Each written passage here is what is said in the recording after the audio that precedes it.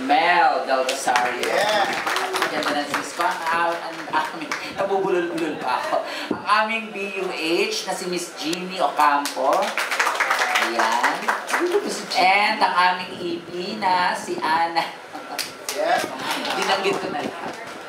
At ang aming EM, si Mark. Hi, Mark. Salamat. Mark Gile. Ayun po.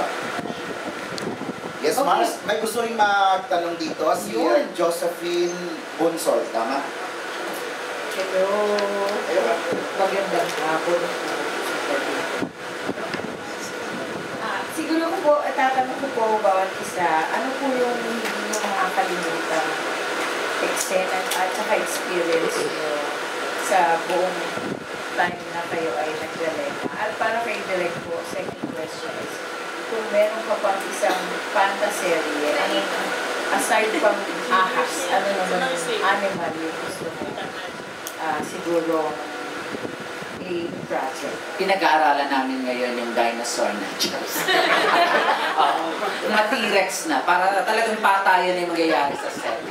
Wala nang amo-amo. Yung gano'n. Pasok ako dyan. Oo, Ay, syempre. ito na yung hinihintay ni Attack Direct. Oo, siya yung pagkain. Bumubulong-bulong siya sa akin kanina. Sana yung next project kasama ako.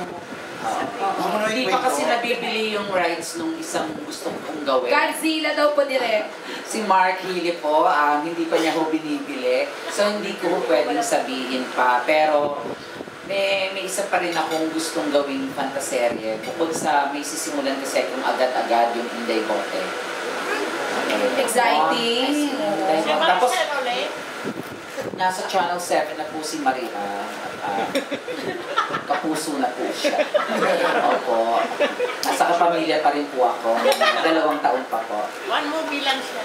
Ay, One serye. Opo. Pero magugustuhan naman po niyo yung si Andoy Ranay doon na galing din sa sinapupunan ko. Sorry, ano yung isa pang tanong? record kung gagawin pag dito kasi ayun na sterilize. Yung Inday Bote. Lalagyan ko din unang ahas para matakot din sila. Ano yung unforgettable? Diyos ko mula pilot namin. Walang madaling eksena dito. Isa-isang million kung mga kalimutan.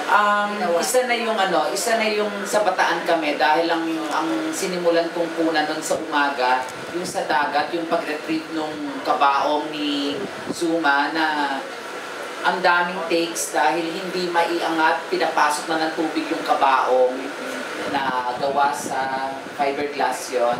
Tapos kinagabihan nun, yung pagtuklaw nung baby Galema kay Zuma, kung paano yung may mga hukay kaming ginawa, may barilan, action lahat.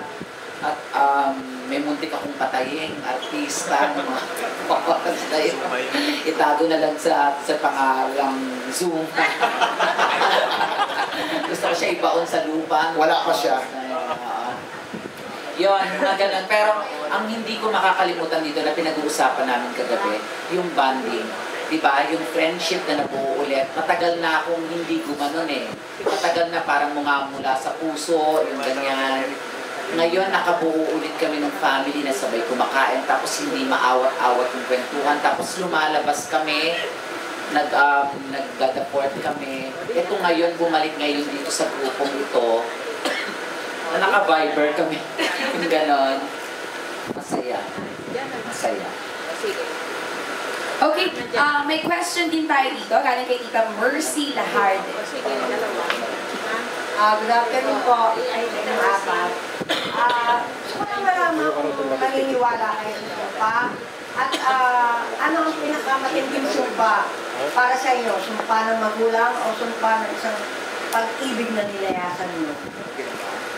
Ako, tita, hindi naman ako masyadong naniniwala sa mga ganyang klase kasabihan. Pero siguro, naninirespeto ko naman yung ibang tao na naniniwala. May kanya-kanya naman tayo paniniwala. But as far as I'm concerned, matibay naman kasi pananalangin ko sa Diyos, panalig ko sa Diyos. Kaya siguro, hindi ko talaga siya masyadong naisip. Sasagot muna siya ng cellphone. Si Tita Angga. Ako naniniwala ako kasi nasa Biblia yan, the power of tongue kasi, di ba? Kung ano yung pag-curse mo sa isang tao.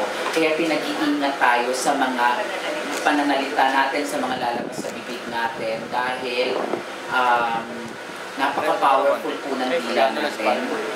The power of prayer.